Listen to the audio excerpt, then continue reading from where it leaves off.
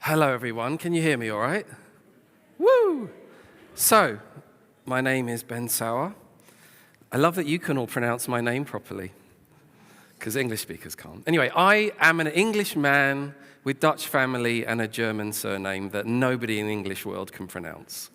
What are you going to do? So today, I'm going to tell you about how you can be a strategic communicator and how you can have some everyday habits to make you more influential in your organization. And really, to summarize the theme of my talk, clicker, hello? Ooh, not getting any love from my clicker today. Is it on? Is it working? Oh, man. What have I done? Help. Is there another one? There's two. Oh, thank you. So I want to summarize what I'm going to talk to you about today with this quote. The single biggest problem in communication is the illusion that it has taken place. You know, English people are really good at nodding along while you're talking, understanding nothing. They are really, really polite. I don't know what you're like in Austria, but it's really, really common to be speaking a lot and actually not be understood. And you have no feedback mechanism on that. And I think, because we're trying to explain new things so often, communication of new ideas is so very important to us. I'm going to kick off, really, this talk with a scene from my favorite movie, Arrival. Put your hand up if you've seen this movie by Denis Villeneuve. Oh, okay. Well, let me just set it up a bit if you haven't seen it. So, aliens land on Earth, and the best linguist in the world, her name's Louise, she's given the job of figuring out how to communicate with aliens. And she goes into their spaceship, that's it there, and at first she starts trying to talk to the aliens, but it's not really working. They make these weird noises. Nobody understands. And then, in a moment of inspiration, she decides to improvise writing with the aliens. And bingo, they start writing back. And the rest of the movie is kind of about translating their really unusual-looking script. So she comes out of the spacecraft, and the military bosses in charge of the whole thing are really, really unhappy. This is what happens next. Everything you're doing there, I have to explain to a room full of men whose first and last question is, how can this be used against us? Kangaroo. What is that?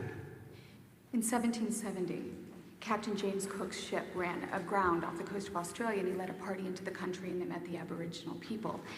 One of the sailors pointed at the animals that hop around and put their babies in their pouch, and he asked what they were, and the Aborigines said, kangaroo. It wasn't until later that they learned that kangaroo means, I don't understand.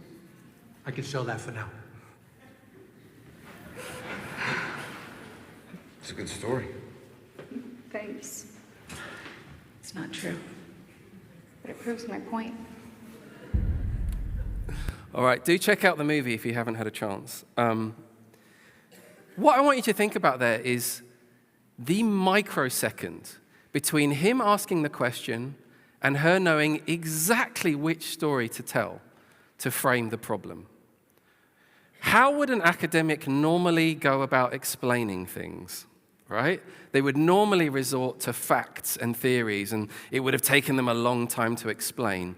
But this short story that's probably not even true helped him understand. So one of my questions for you today is, how can we be more like Louise? She's such a great hero in this story. How can we be somebody who knows exactly which story or metaphor to use in the moment, right? Because stories beat facts. When we find that perfect metaphor, that perfect story that frames the problem, it's like a magic trick. People just naturally understand it. And organizations love people who can create clarity for big issues.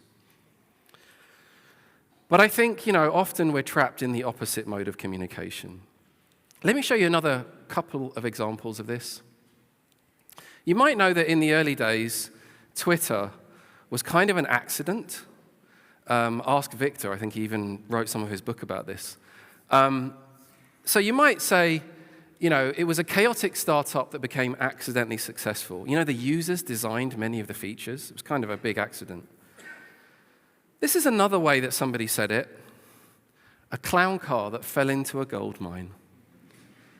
Not my favorite person in the world.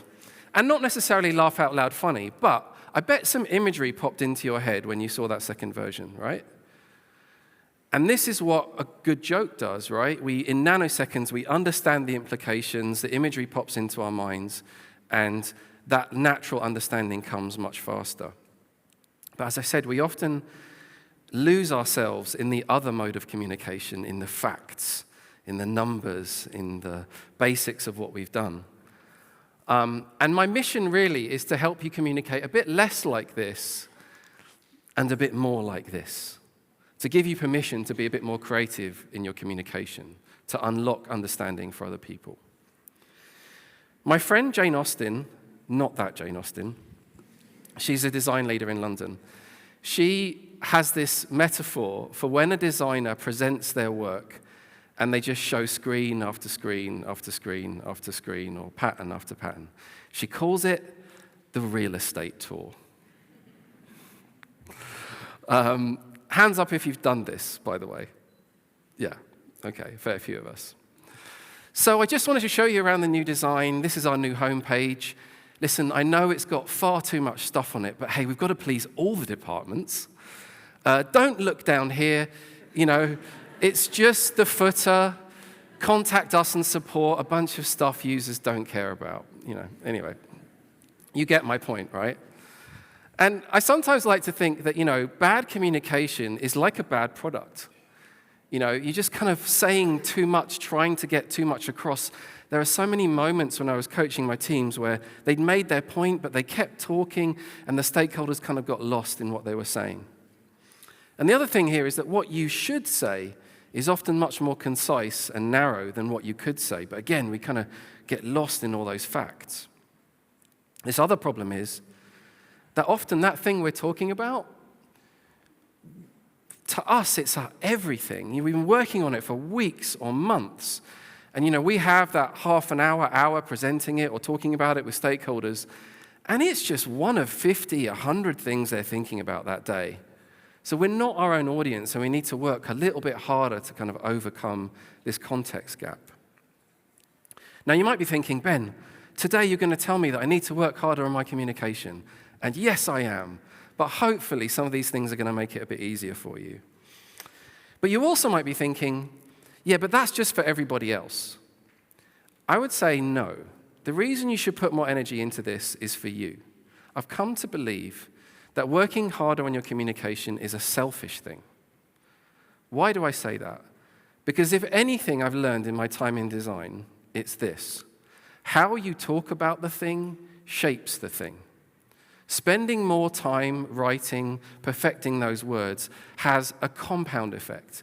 It's not just for everybody else, it's for you.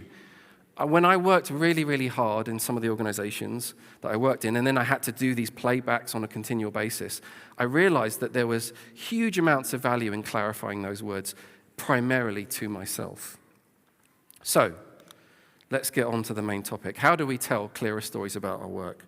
Well, the main thing I would say about this is really this. Practice high-stakes communication even in low-stakes situations. When you're working in your product team every day, it can be very casual. You speak to these people every day. And so it can make us a little bit less stringent about what we're saying, right? Because it's casual communication. But when you've been on stage around the world, or when you're presenting to the bosses, once a year or something, that's when you put loads of energy and thought into it, isn't it? So use it as a forcing function. How could you spend an extra 10 minutes, a little bit extra effort crafting those words or what it is that you're saying? And I'm not saying take hours or days extra. Think of it like this. What if you could just add one extra sugar to your soft drink of choice, to your hot drink of choice? Just put that extra 10 minutes into crafting a good sentence, or that extra half an hour making sure that what you're saying is really, really clear. Now, many of the things I'm going to talk about today come from my book. Not going to mention that very much. Some of you even have a copy already. But what I'm mostly going to give you is just a series of daily habits that I think are quite useful, that I personally found very useful to be a better communicator. And I'm going to start with some stuff about structure. And the first one is outline horizontally. And this is really simple and dumb, but it has kind of a powerful effect on how we plan and execute our communication. Now, I find myself constantly outlining things, stories, user journeys, reports, presentations, whatever it is.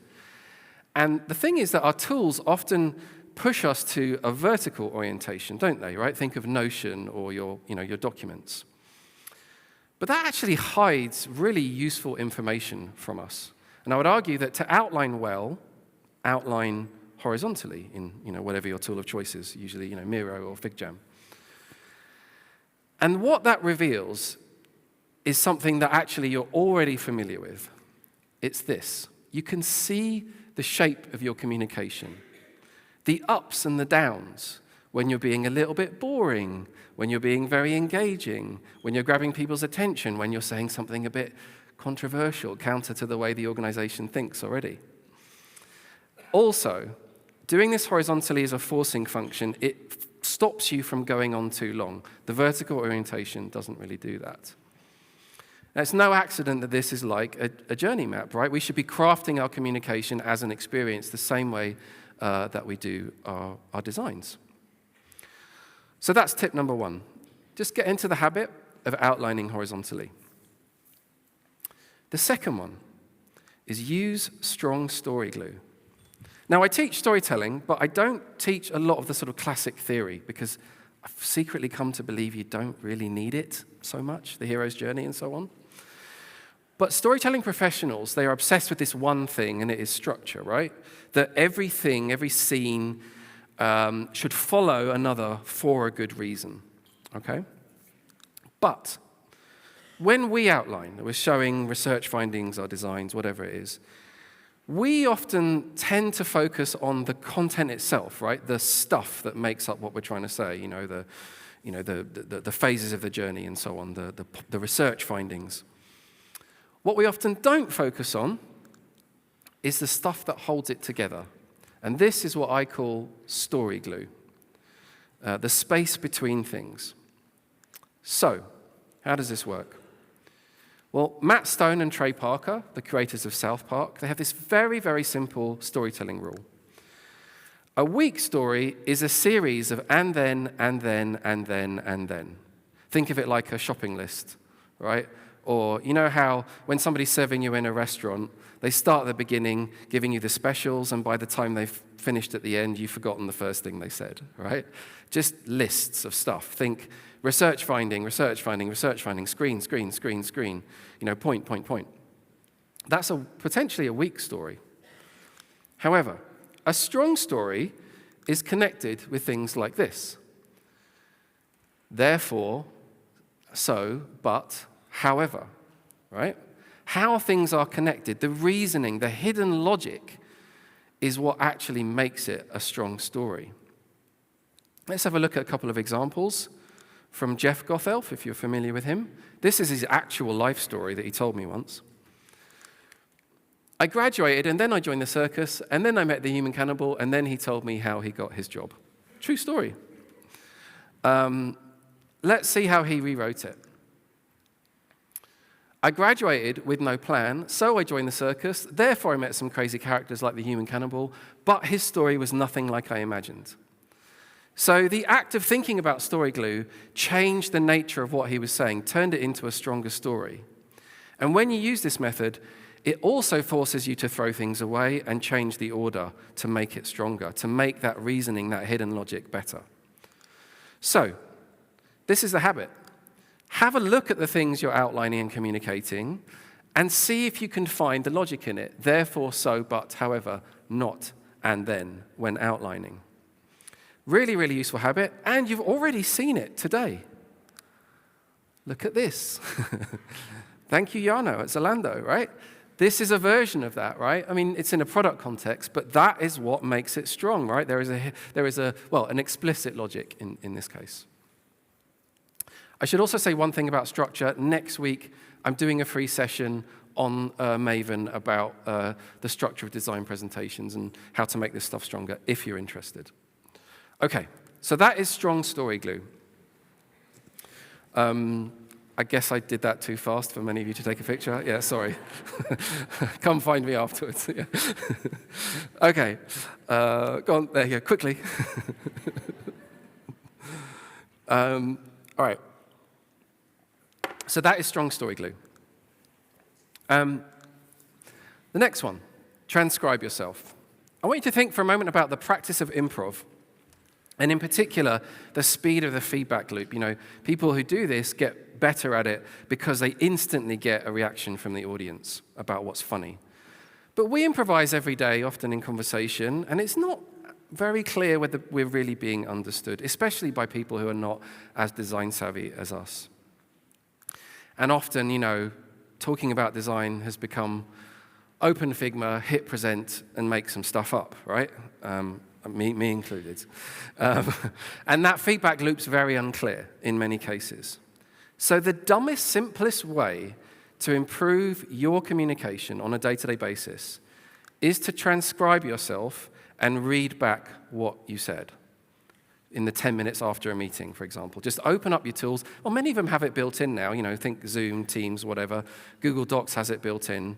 Just open it, transcribe yourself, and have a look. And it allows you to answer really interesting questions like, I used 200 words to explain this concept. Could I have used 10, right? And so when you do this habitually, just try it for a few weeks. You create a feedback loop between your speaking and your writing.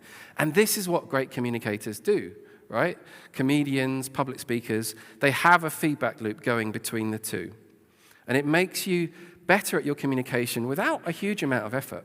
It's also much nicer than listening back to yourself. That is a horrible thing to do when you're trying to improve your presentation skills. Useful, but horrifying.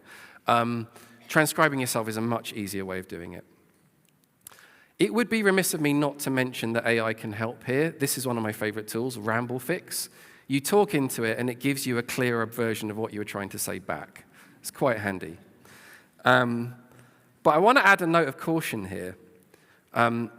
We shouldn't use those tools to ghostwrite for us. Use AI as a coach for your communication. Don't let it communicate for you. Because if it communicates for you, you have learned nothing about how to be a better communicator. For example, in a meeting, when you can't craft those words. Okay, so that's transcribing yourself. Do it a few times. You'll naturally start to see that you'll say less, and you'll make more of a difference when you do. Okay, give good headlines. I'm going to tell you this quote from Tanner Christensen at Netflix. He said, "When first designing something, getting caught up in the details is easy. But when you have to explain it to somebody else, you must distill down what's essential and figure out what you're really saying to make sense of it." This is what journalists do when they write headlines. They take a messy bunch of facts and then they write a single sentence that hooks you into that story. So writing concisely requires understanding all of that stuff and boiling it down to something really compelling that can be understood immediately. James Clear said this, "Writing is the antidote to confusion." It's a good example and a very true point, right? When you write a great headline summary, you don't need to say very much else. Now, let's have a look at some examples from my book. Just a bit of context here. The case study in my book is a fast food delivery startup and doing some user research in this case. So this is what you see quite often when people present or do reports. Research finding number one, right? You see a headline like this. It's fine as a placeholder, just doesn't really tell the audience anything. This one, allergies, you just label something with the general theme about what it's about. Yeah, okay, but we haven't really said anything useful yet. This is a version that came out of me transcribing myself. Users with allergies face difficult life and death choices. Great. Now you fairly quickly understood what the user research is showing. But let's go a step further. Allergic food choice is a life or death lottery. Now, folks, there are 3 rhetorical devices in that sentence. Anyone want to guess what they are? Any hands? You want to shout them out? Exaggeration? Yes, what we call hyperbole. Thank you, Peter. Yes. So I've taken one aspect of food allergies and I've exploded it to the most extreme version, which makes the point sharper. It is true for many people, but obviously I've sort of used the most extreme example. Any others? Yeah. Metaphor. Ding, ding, ding. Peter, can you deliver this lady a book, prize book? There you go. Round of applause.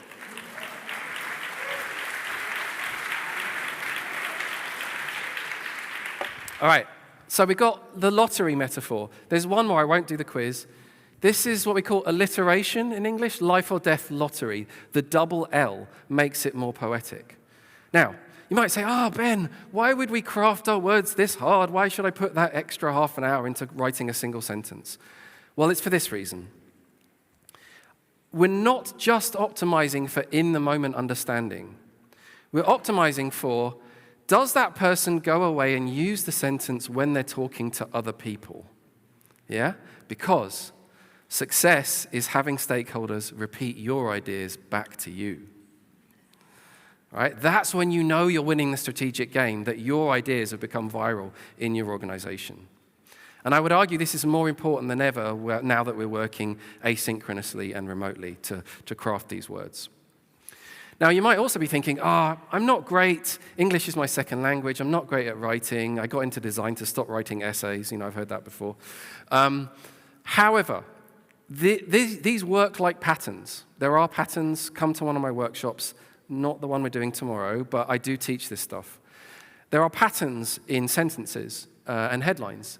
This is one that's lovely called parallelism. You simply repeat a single concept twice in the sentence. Work hard, play harder, right? So you flip the meaning of something, you extend it, you give it two different meanings or two different metaphors. This is a lovely way to make your concepts more memorable. So spend more time than you think crafting great sentences about your work. Just make sure they're no longer than 7 to 10 words. Okay, let's get to the really fun stuff, attention grabbers. Now, you might have noticed at the beginning of this talk, sooner after I did a very brief introduction, I started talking about aliens and movies, aliens landing on Earth in a movie. And it must have seemed very unrelated. But when you want understanding from people, to set the scene, to help people understand what you are saying, it often helps to start with a different story, or a micro story, if you will, that sets people up for the theme of what you are saying. Movies do this all the time. They start often with a scene that basically explains the whole movie. For some movies, you don't even need to watch the rest of the thing. You know what's going to happen. Let's have a look at a couple of examples.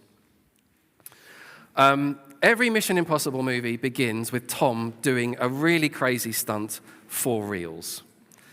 I feel like we don't talk about the fact he's a Scientologist often enough. Anyway, but the conceit here is that we know he's doing it for real, and we know what we are in for the rest of the movie. Right? They've grabbed our attention and said, this is what the movie's about. Fun fact about the way they write these movies, Tom decides which stunts he wants to do, then they write the plot around that. Oh my God. Anyway, let's have a look at a slightly more subtle, interesting example. Showing my age now. Yes, I did see this in the cinema. The original first Jurassic Park. Okay, so if you don't know the very first scene of the very first movie, they're moving a dinosaur in a cage, I think it's a velociraptor, and the cage door gets stuck open, and one of the zookeepers is dragged in and eaten alive. It is a horrifying scene for a family movie, and I can tell you, even me, like a bravado-oriented 13-year-old, I thought, wow, this is really scary. But Spielberg was setting up the theme of the movie. So, folks, what is the real theme of Jurassic Park? Anyone want to shout out their answer or put their hand up? Dinosaurs eating people, did you say? That's the plot. That's not the theme of the movie. Hubris. Who said hubris? Peter, deliver this lady. Oh, okay. There we go. That's the last one, folks. Sorry. All right. If you think about Jeff Goldblum reclining, slightly sweaty, topless, very sexy man, he talks about it, right? The scientists didn't stop to think whether they should. They just thought about whether they could. And this scene is that, right? Trying to control nature, the hubris of trying to control nature. The whole theme of the movie. So, these little stories, these attention grabbers, they have a few properties that are useful to us. One, they are surprising. They wake us up, right? Two, they are provocative. They often go counter to our thinking or what we're expecting. But most importantly, as I've mentioned, they are thematically relevant to what we want to say later. Now, I've talked about movies. Let's do products now so that I can make this a bit more relatable. Who knows what that is? Yeah, a few hands. So this is the yellow sports Walkman from the 80s. If you don't know the story, Sony revolutionized how we listen to music with the original black Walkman in the late 70s. And in the 80s, they thought about diversifying the product range, making more color, making it more fashionable, like Apple did with iPods and iPhones. And they got people into focus groups, and they asked them, what do you think of these new colors? And people loved them. They said, oh, look at this yellow one. It's really bright. It's like fashionable. I love this. Much better than my boring old black Walkman. But the focus group was not the real research. When people left the session, they were offered a choice, a black or a yellow Walkman. Folks, which one did most people walk home with? Black. You know the answer, right? You've all experienced the people saying and doing different things in user research. So that story, right, has a few qualities that are useful to us when we're explaining things. If you wanted to just simply explain the value of doing research, right? That's kind of an interesting way to talk about it. Experiment design, great experiment design to uncover what people really thought, the difference between what people say and do, how to reduce risk, right? Like how you might use this in a product development process. So there's a number of themes that this story can explain. It becomes useful in that way. This whole thing came back to me recently. I was at a Brighton UX bar camp, and this is Alex. She works where I used to work, clear left. And she said that at the end of Discovery, she tries to write a single sentence that sums up the whole thing. So here's a couple of her examples. One size fits none. This is a fashion company where people were just ordering the wrong size clothes all the time. Realign, don't design. This was a company where the design system was really, really broken. So you can see that she's thinking about what is that true theme of my work and trying to nail it in a single sentence. So when we have a theme and we know what it is, and then we can use these stories, let's look at how they're connected, right?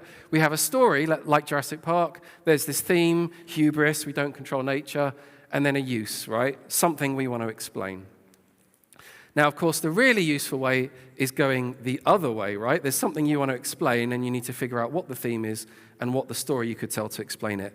We're going to do that tomorrow in my workshop, but I think it's sold out. I don't know. Anyway, that's going to be a lot of fun.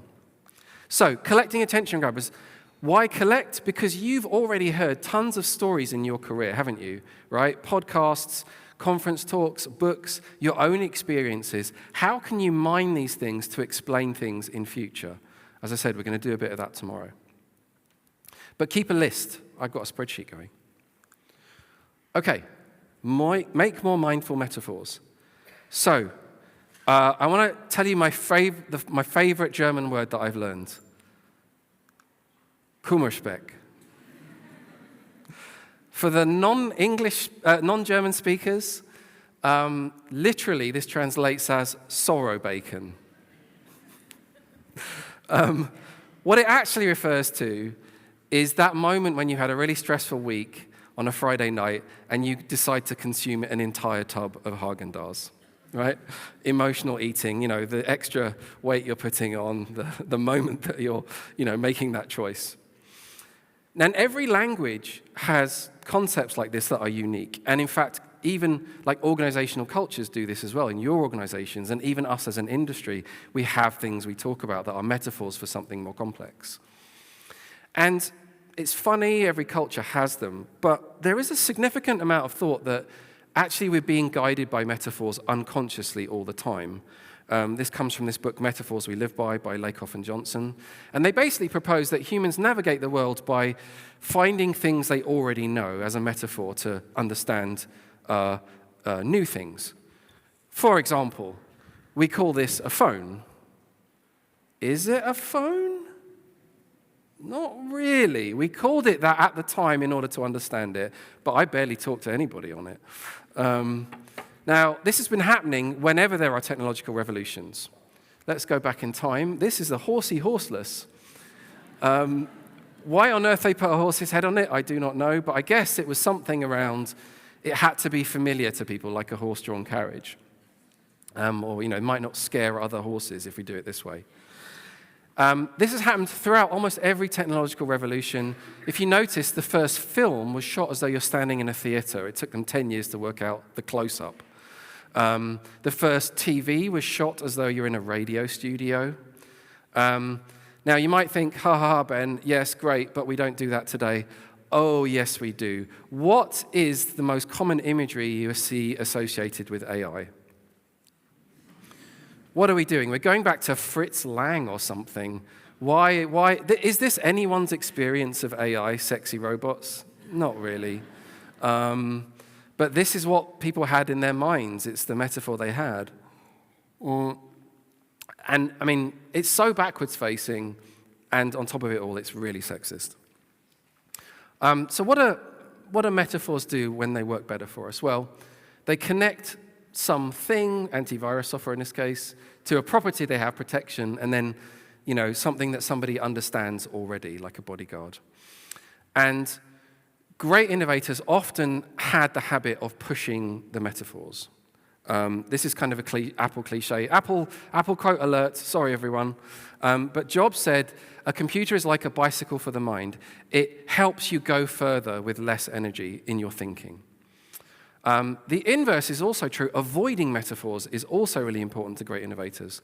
Stuart Butterfield banned the word chat when they were creating Slack, because he thought that if they used that word, it would tie them to old design paradigms. You couldn't innovate in revolutionizing communication if you used the old language. So we want to create good metaphors, discourage bad ones. Let's just have a look at a slightly timely, more practical example of this. Put your hand up if your organization is using LLMs to help people find the answers to their questions. Not as many as I thought, but okay.